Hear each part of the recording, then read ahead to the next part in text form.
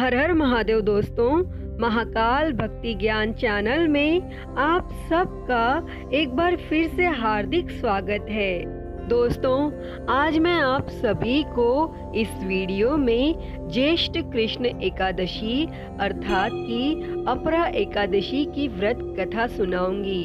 तो आप सभी से विनम्र निवेदन है, इस कथा को अंत तक जरूर सुने।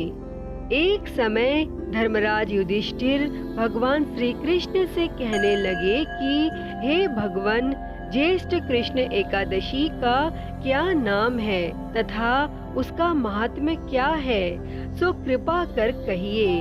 तब भगवान श्री कृष्ण कहने लगे कि हे राजन, यह एकादशी अचला तथा अपरा दो नामों से जानी जाती है।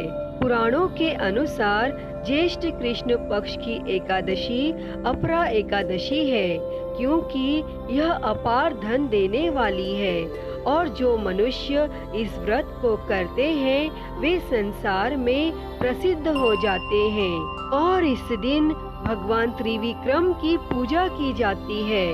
अपार एकादशी के व्रत के प्रभाव से ब्रह्म हत्या, भूत योनि और दूसरे की निंदा आदि के सब पाप दूर हो जाते हैं। और इस व्रत के करने से पर स्त्री गमन, झूठी गवाही देना, झूठ बोलना, झूठे शास्त्र पढ़ना या बनाना, झूठा ज्योतिषी बनना तथा झूठा वैद्य बनना आदि सब पाप नष्ट हो जाते हैं। और जो क्षत्रिय युद्ध से भाग जाए वे नरकगामी होते हैं, परंतु अपरा एकादशी का व्रत करने से वे भी स्वर्ग को प्राप्त होते हैं। और जो शिष्य गुरु से शिक्षा ग्रहण करते हैं और फिर उनकी निंदा करते हैं वे अवश्य नरक में पड़ते हैं, मगर अपरा एकादशी का व्रत करने से वे भी इस पाप से मुक्त हो जाते हैं।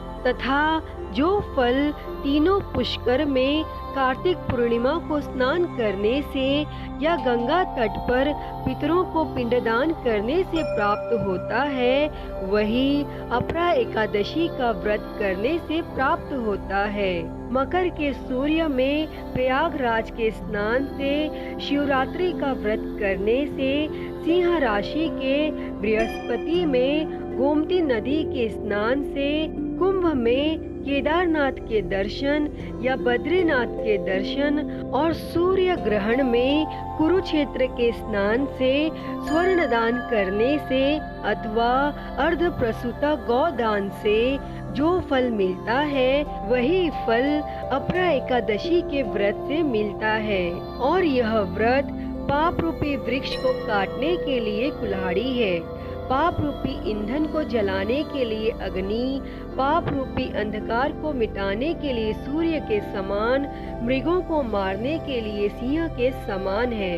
अतः मनुष्य को पापों से डरते हुए इस व्रत को अवश्य करना चाहिए।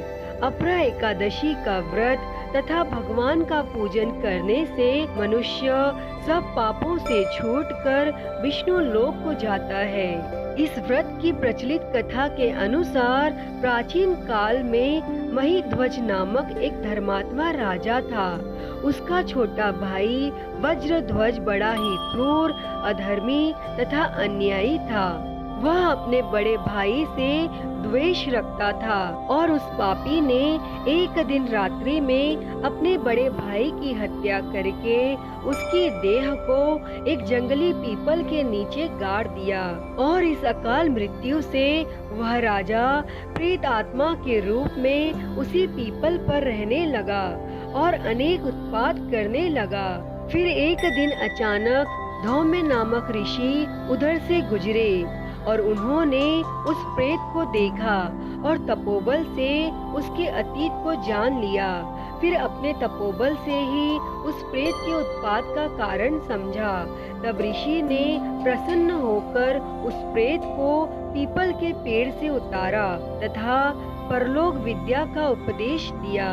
और तब दयालु ऋषि ने राजा की प्रेत योनि से मुक्ति के लिए स्वयं ही अपरा एकादशी का व्रत किया और उसे अगति से छुड़ाने को उसका पुण्य प्रेत को अर्पित कर दिया।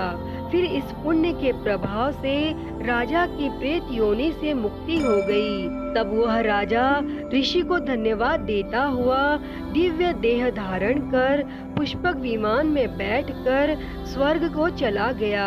अतः हे राजन, यह अपरा एकादशी की कथा मैंने लोकहित के लिए कही है और इसे पढ़ने अथवा सुनने से मनुष्य सब पापों से छूट जाता है।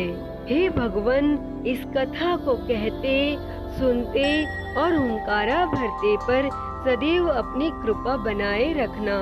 तो बोलिए जय श्री हरि विष्णु। तो दोस्तों, यह थी अपरा एकादशी की व्रत कथा। यह कथा आपको कैसी लगी कमेंट बॉक्स में ज़रूर बताएं। अगर वीडियो पसंद आई हो तो इसे लाइक करें, ज़्यादा से ज़्यादा शेयर करें और मेरे चैनल को सब्सक्राइब कर नोटिफिकेशन बेल को ज़रूर ऑन कर लें। हर हर महादेव। धन्यवाद।